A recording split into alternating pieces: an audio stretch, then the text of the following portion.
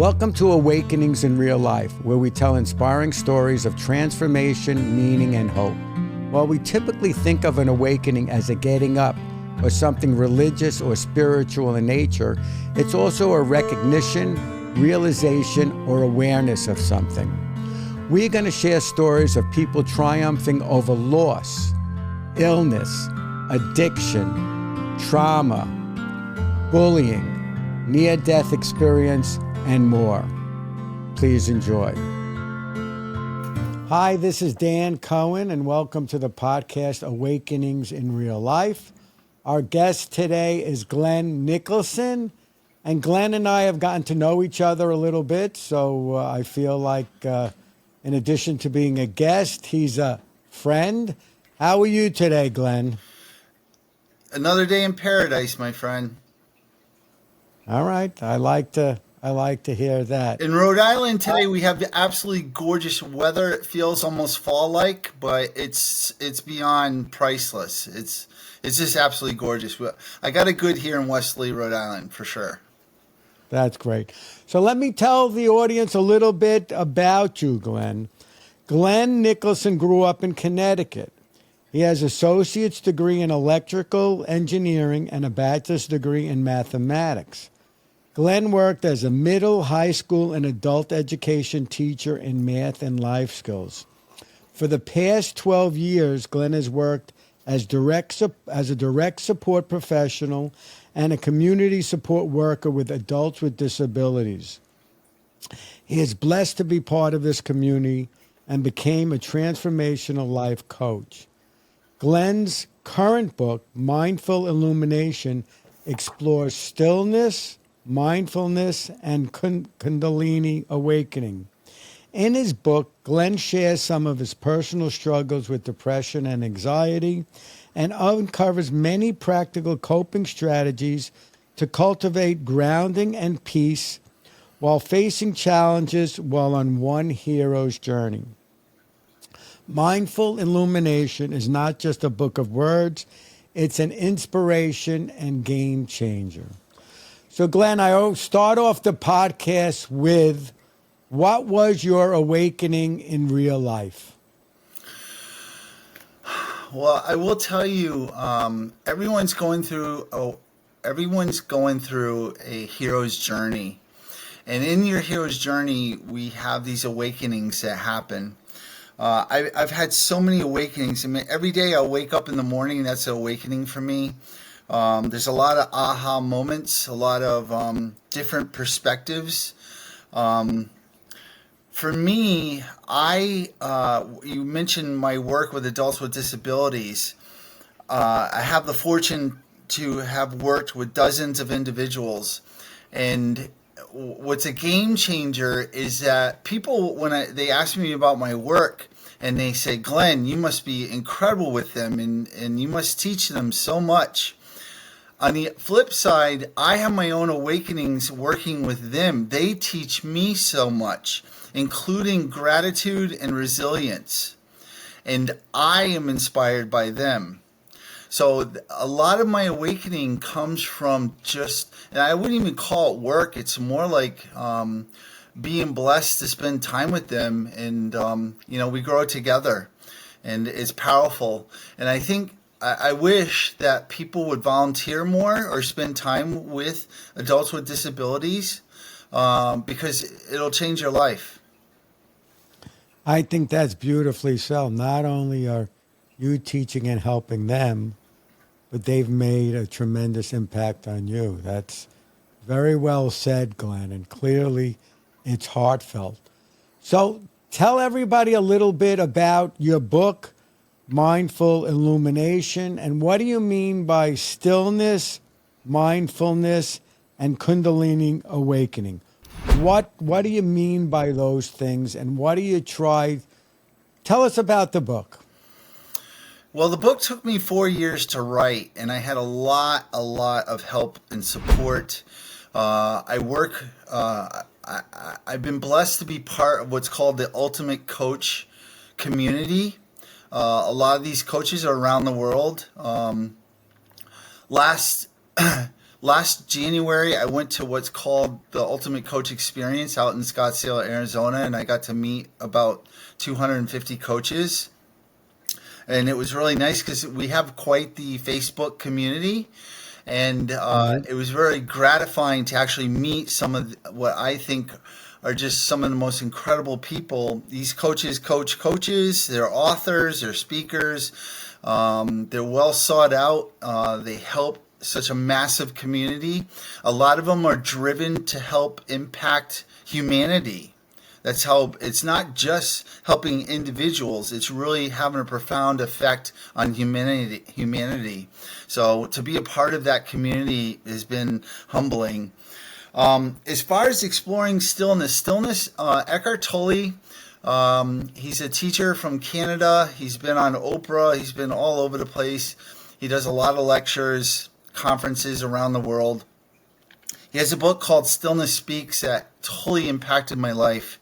It helped me just become really grounded, continue on my path of being a spiritual being, allowing myself not only to see miracles, but to actually create them. So my worldview has, I just wish everybody could see life through a spiritual lens because it's a game changer. And there are so many miracles that happen each and every day if you have that perspective and you see it in that light. And that's kind of where mindful illumination comes from. It's something. It's like a big aha moment. And sometimes they're small little moments. They don't have to be huge. It can be Awakenings. awakenings. Absolutely. So stillness really. Eckhart Tolle has a book called Stillness Speaks, and it's a small book. It doesn't take long to read, but incredibly impactful. So I do quote Eckhart Tolle in the book. Mindfulness, Dr. John Kabat-Zinn, he's been on a lot of shows and wrote some books, very, incredibly intelligent. He talks a lot about mindfulness and being in the present moment. And both Eckhart Tolle and John Kabat-Zinn, Dr. John Kabat-Zinn, they speak from the same source. And I would say they're enlightened beings. Their perspectives, their awareness, the connections that they make, they're game changers. Finally, Kundalini awakening. Kundalini is a life force we all have.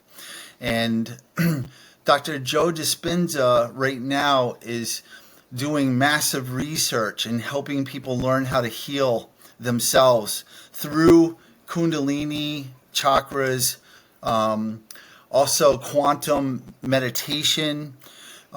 He's on the Gaia Network podcast. So Dr. Joe Dispenza, I'd love one day to be able to work with him. And so anyway, hopefully that answers your question. Is there anything else you might be looking for? There's a lot to unpack.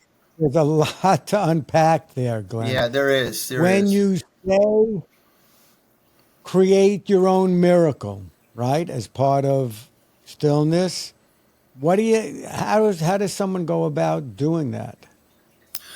I think, and just again, they don't have to be big items, big game changers.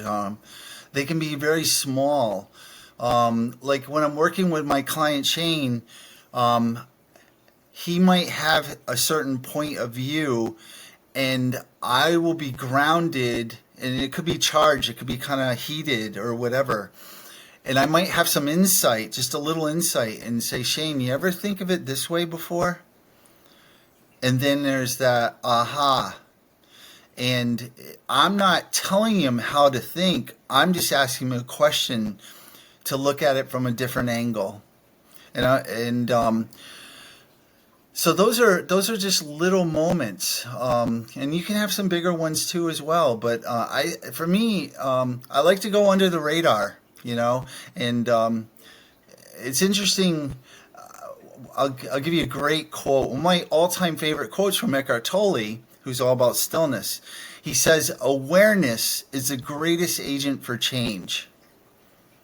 Awareness is the greatest agent for change. So once you become more aware, of the world around you, and once you become more aware of what's going on within you with your own personal growth, that will change your life dramatically.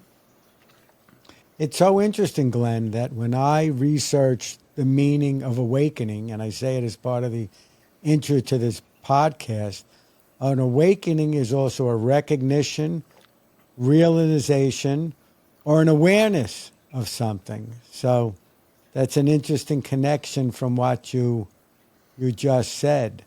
So just being aware It's a, of something. the awareness and mindful illumination go hand in hand. When you discover something, like here's a great one.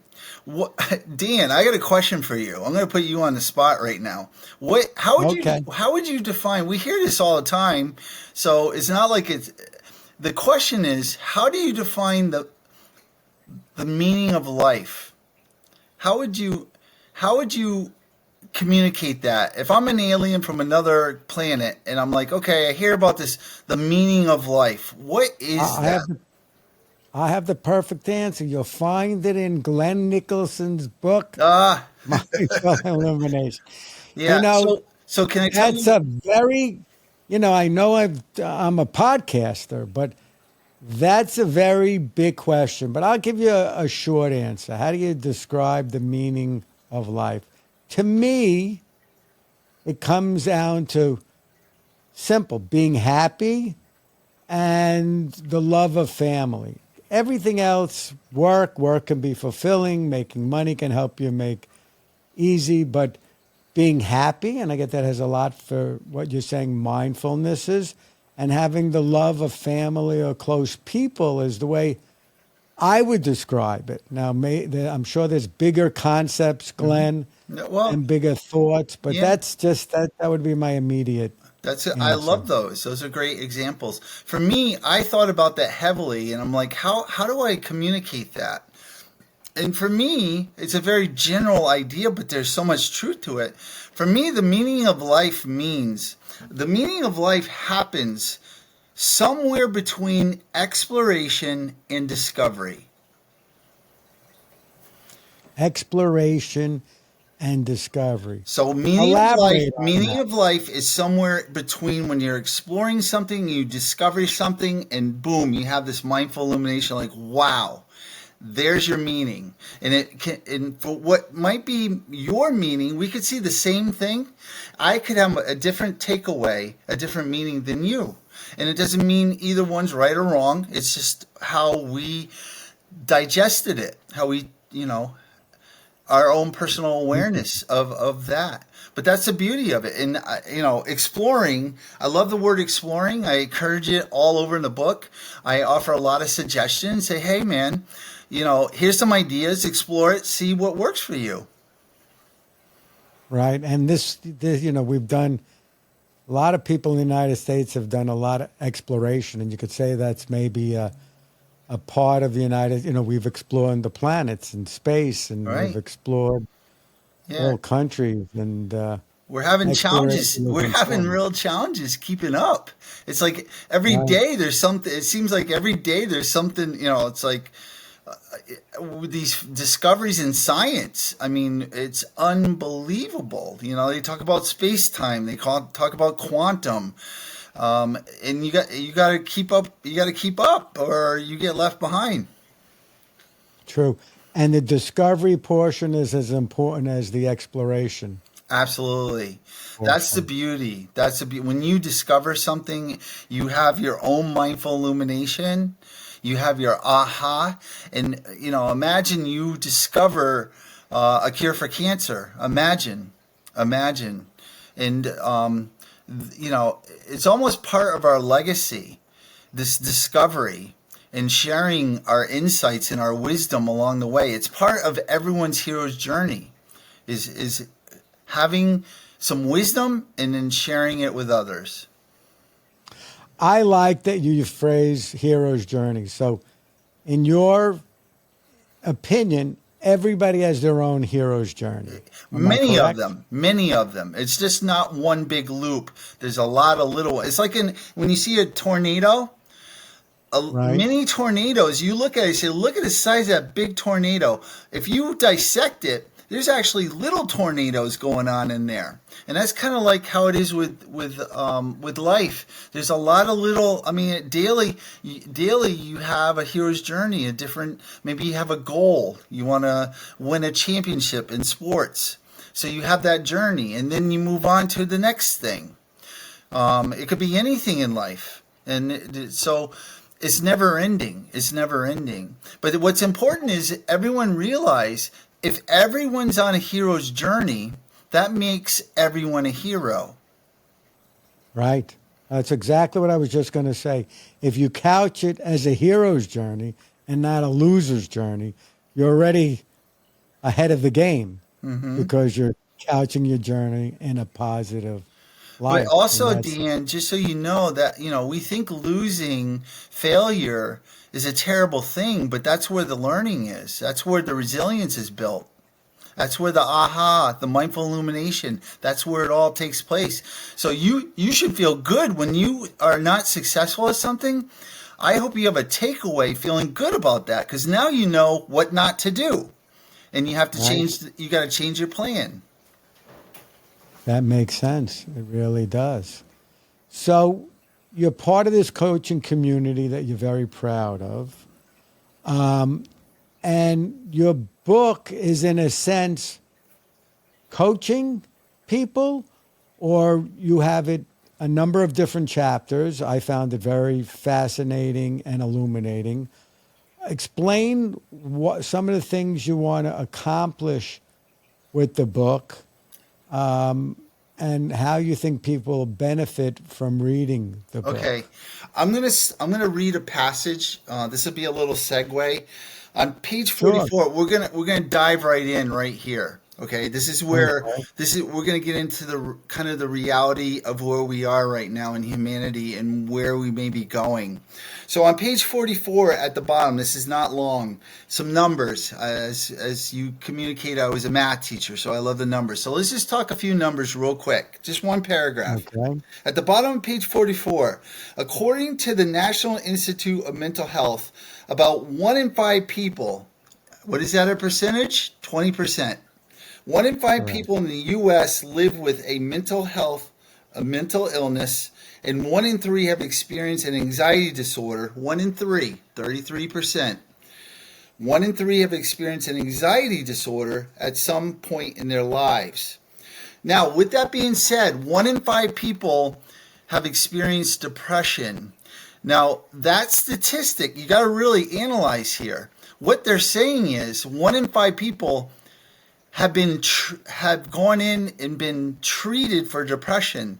That's not the truest indicator of what's really going on. That's like the tip of the iceberg. There are many people suffering in silence.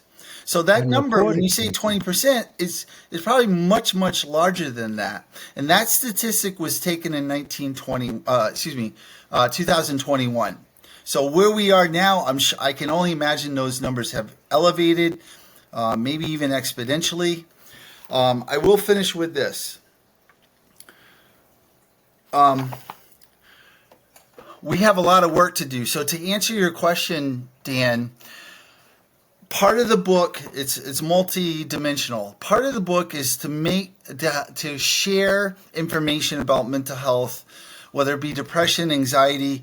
It's an epidemic. It's a crisis right now. All the leading therapists have been communicating to us. We are in an epidemic, a crisis. So the question is kind of what happened? Why are we in this mess? And where are we going? Where are we going? So my book helps. Number one, we got to get rid of the stigma. There's a terrible stigma. No one wants to be told Absolutely. they're bipolar or they're suffering from depression, suffering from anxiety. That's not something we readily talk about. But eventually we need to. We need to have those talks. And we need to get rid of the stigma. And these represent challenges. These are challenges. And there are solutions. When I was really depressed, really depressed, majorly depressed, I just was at ground zero, basically. And I knew I had to change my thoughts. Earlier, you're referring to thoughts. Marcus Aurelius, many moons ago, Marcus Aurelius said, the quality of your thoughts, or let me rephrase that. He said, your happiness depends on the quality of your thoughts. Now, I want to add to that. Not only is it about your thoughts, it's also affecting not only your happiness, but it's also affecting your health. Your thoughts, there's a high correlation from your thoughts to your happiness and your health. And Dr. Joe Dispenza is teaching people that your thoughts are either going to heal you or create disease. So, I encourage people to who are struggling to learn some of these methodologies in meditation and so forth, changing your thoughts. He's amazing. I won't keep plugging him at this point, but what he's doing right now with the research, it's unbelievable. I'll give you one more example. During a meditation, someone was paralyzed from the waist down. This gentleman he was taught how to meditate, quantum meditation. He is now walking. Mm-hmm. He is now walking. Wow. Yeah. I think thoughts is very interesting. When you say we got to get rid of the stigma, well, that's definitely related to thoughts, right? Or thoughts being expressed. And I couldn't agree with you more that if you can get rid of the stigma, like a mental illness should be no different than someone breaking a leg. You break a leg, you get it repaired. If that stigma, those stigmas can be disassociated with mental illness, I think people will be much open to getting treated because there's no stigma. And I think there's been a lot of advocacy for mental health awareness, Right. but I don't think it's gone far enough. Would you agree? What I'd like to share is that I went through quite a bout of it twice in my lifetime. So I have a lot of experience. And, people say, well, that's terrible. And it's like, no, it's not. It felt terrible. It was very challenging to have to go through. But now I'm on the other end. I'm thriving in life again. And had you told me when I was depressed and you said, Glenn, you're going to write a book. It's called Mindful Illumination. You're going to impact the readers. Hopefully you're going to leave a legacy. You're offering these wonderful coping skills that are practical. You're shedding light on the darkness. And that's what we need to do. This is not about me. It's about everyone listening to make that change. To be the change, as Gandhi said, be the change. And we all can do it. There's just little things that we can do. And even sitting, if someone's communicating, they're dealing with something heavy, just being there for them and listening, giving them presence, just being there and listening. You don't even have to give advice. Just listen to them. They just need someone to talk to. Start there. And if you do know some coping skills, some of them are suggested in the book, you might be able to help them a little bit and say, well, I remember reading the book, he suggested this. And, start a conversation, have a conversation about it. I have a two-part question. Okay. One, how did you get past your anxiety and depression bout, number one? And number two, what impact did they have on leading you to write the book? I knew I suffered from depression. I was hospitalized twice for depression. Within 7 years, I was hospitalized. After that, for another, good 5 to 7 years, I dealt with GAD, which is generalized anxiety disorder. So you talk about whammies. And we also talked about HSP, highly sensitive people. So that was another thing I had to deal with. All challenges, no question, challenges. I knew that after my second depression, I was in the hospital. I had a moment of stillness, and I had this conversation, whether it's with God or Source or divine intelligence, whatever that is. And my takeaway was, I got to change my thoughts here. I got to change this algorithm that is looping in my head, because if I don't change that, I'm going to be here again. And it's so painful, the suffering, depression. It's hardcore. Unfortunately, many people don't survive depression. And what happens is you get on this, what I coined this phrase, the island of isolation. And if you become isolated, the probability of you getting off that island isn't very good. So, we need to see the signs. And, if you can help another human being, and even if you don't have the tools, say, listen, I'd be willing to go with you. I'll go see a therapist with you. I'll bring you. You want me to be in the room? I'll be in the room with you. I'll support you through this. That's huge. When someone's isolated, they have nothing. They have nothing. And because they're in such a bad, dark place, they can't even help themselves. Right. So being there is extremely helpful to someone, so they don't have to face it alone. We're used to hearing the words, love is the answer. So I think that kind of applies there. Right. Interesting. So your book is filled with a lot of quotes. Yes. Right? Yes. So I was going to ask, so my question is, what are some of the quotes you like the best? Or maybe the question I want to ask more is, why is the book? If you have great thoughts and advice on your own, is the quotes to illuminate what you've said? What's the reason why you added those quotes in the book? I'm just Well, it's kind of like saying, when you have cake, why would you put whipped cream and a cherry on it? Okay. And the quotes are the whipped cream and the cherry. So they support what I'm talking about. You'll read a paragraph, and then all of a sudden there'll just be this guru with this amazing quote, an influencer or a spiritual influencer. And you're just like, wow, that really hit a grand slam right there. So I'm kind of cheating a little. I'm trying to have my own thunder, but at the same time, if I can grab a quote from someone else who can say it better than I can, or give you that motivational, inspirational wow, I do it. And I've written a lot of quotes in my lifetime, so some of the quotes that I wrote are in there as well. But I love quotes. My next venture, my next book this winter, I have a book that I started. It's called Cool Breeze: Quotes That Chill the Soul. And there's like 87 pages so far of quotes, just some of the best quotes. So if the viewers have some good quotes, I encourage them to send them Dan's way, and then he can pass them on to me, because and one of my there's just so many quotes. I could spend an hour just telling you some amazing quotes, but one of them I'd like the viewers to really chew on. Like I said, awareness is the greatest agent for change. That's powerful. Think about that every day. Think about what you learned at the end of the day. Say, what did I learn? How did my awareness grow here? Not only the external world, but about yourself. What's going on with you? What changes are you making?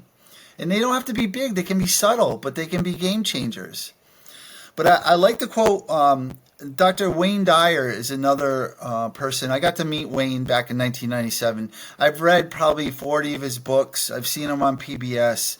I had the pleasure of meeting him, like I said. And one of his quotes that I love, and it's amazing when you talk about awareness and awakening. He says,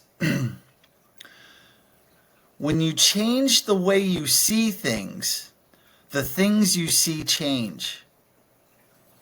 That's very interesting. So when I watch these podcasts with scientists explore Glenn, your only podcast you need to watch is mine. Okay, so. There it is. We'll nip it in the bud. No more other podcasts. No, but it's interesting, your awareness, your awakening to new ideas, a new way to look at the world, to view the world. And I think we should be doing that right now. And you know what? It's coming with the AI and all the changes that are coming. We're all of us are going to be experiencing awakenings. All of us. It's a done deal. Right. You don't have a choice. So just quickly, I'm more of a hot fudge guy than a Okay. whipped cream and a Me cherry. I'm too. just Me letting you know. too. I'm with you 100%.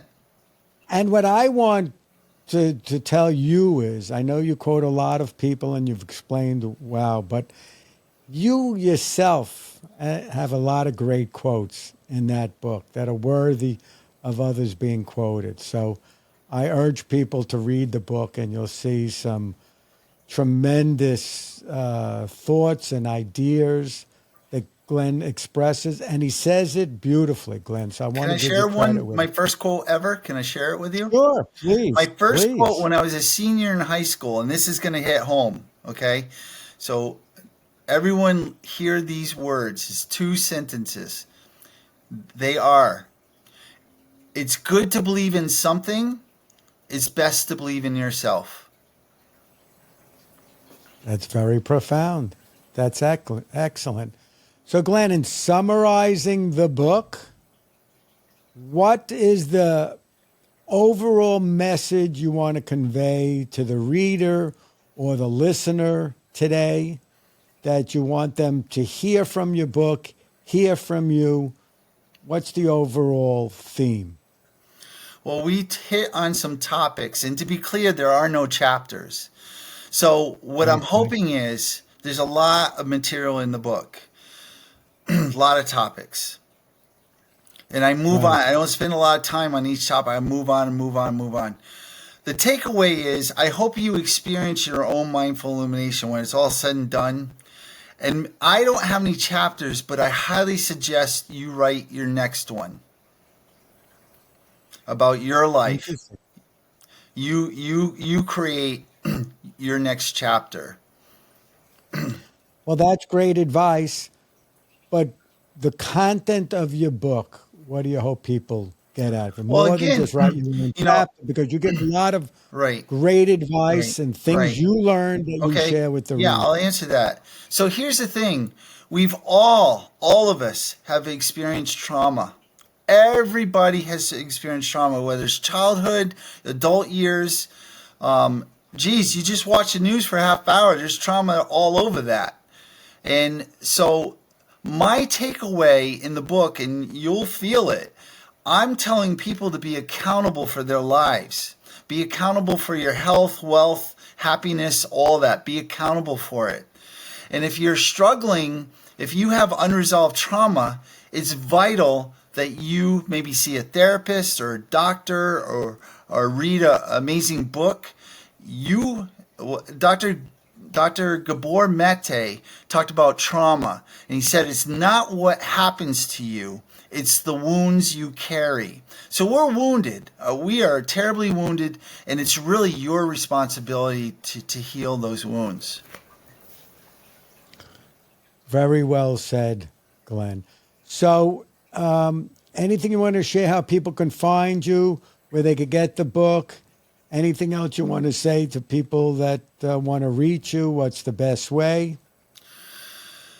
Well, I encourage everyone to read it. It's a game changer for everybody. You're going to have so many aha moments. It's exciting work. There's a lot of research that went into this. There's coaches that contributed. It's powerful. It took me 4 years for a reason. It's not just like, it was a hobby. This is the legacy I want to leave behind. If, when my time passes here being human, and I'm asked, what is the legacy you left behind? This book is really it.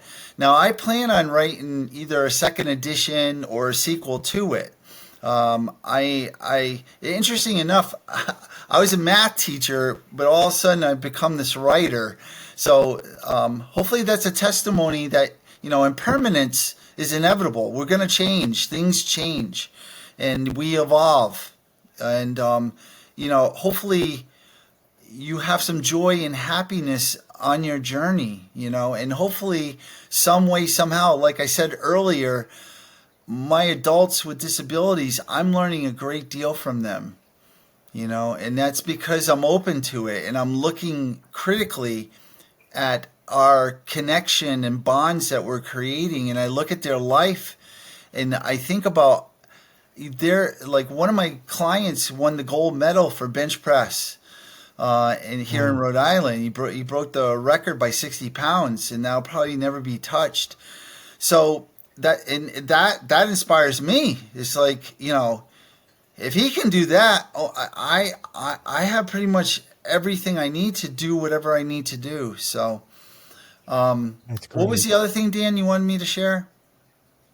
No, just how they get in touch with you. I guess it's by reading your book. Am I Yeah. right? Well, in the book, there is an email address, and Okay. you can reach me at mindful 2024, because that's when I published the book last year. Right at this time, October 9th was my 57th, believe it or not, 57th birthday. I'll be 58 No, I October don't 9th. believe it. Yeah, so I'm I expecting a thought you lot were of birthday gifts. 56. You I'm look expecting 56 to me. But anyway, so mindful 2024 at hotmail.com if you'd like to reach me. You know, I really hope, we are living in some serious challenging times right now. There's a lot of people struggling, a lot of people suffering in silence, and we gotta turn it around. We gotta shed light on this, and we gotta grow from this. We gotta build resilience. So that's really the takeaway. Build resilience as you go. Have a plan and keep working at it. Keep working at it. It was not easy. I think to overcome major depression on 2 accounts, and then overcome generalized anxiety disorder. So the thing I want to share is, listen, the darkness isn't really going away. It's around the world. It's not hard to find. Right. And this anxiety is not going away. The question is, how are you coping with it? And that's what this book offers, a lot of coping mechanisms, a different way of thinking, processing, so that you're not always like, oh my God, the world's coming to an end. It's like, no, Right. you got to turn it around and be your own therapist. That's what ends up happening. You become your own therapist, and you're your own doctor. A lot of times, the answers already. You just got to follow through, make those changes. Very well said, Glenn. It's a very terrific, interesting read with some terrific thoughts, as Glenn has expressed. Thing that I want to say to you, Glenn, is your passion for the topic and your passion for what you said in the book comes through very clearly. And I really want to thank you for being on the podcast today, and urge everyone out there to read Glenn's book or get in touch with Glenn. And I really thank you for your time today, Glenn. It was a Thank you so pleasure. much. Thank you for the opportunity. I really appreciate that. All right, Glenn, be well. Take care. Peace out, everyone. Thank you for listening or watching this episode. If you enjoyed our guest, please go to our website, awakeningsinreallife.com, where our guest shares a story different than their awakening. It's really very interesting. We also have bonus episodes where another individual tells their awakening story. Please also check out my book, Awakenings in Real Life, where I tell the story of my dad's awakening from his dementia and the message he sends that he still lives and appreciates life. It's available on Amazon pre-sale and also tells other family stories. If you know of someone who wants to be a guest on the show and has an awakening, please email me at info@awakeningsinreallife.com. We're also available on social media. Please tune in to our next episode where we share another remarkable awakening story. Finally, I want to thank Jay Belsky of Flawed Media of Rockville Center, New York, who did such a great job recording this episode.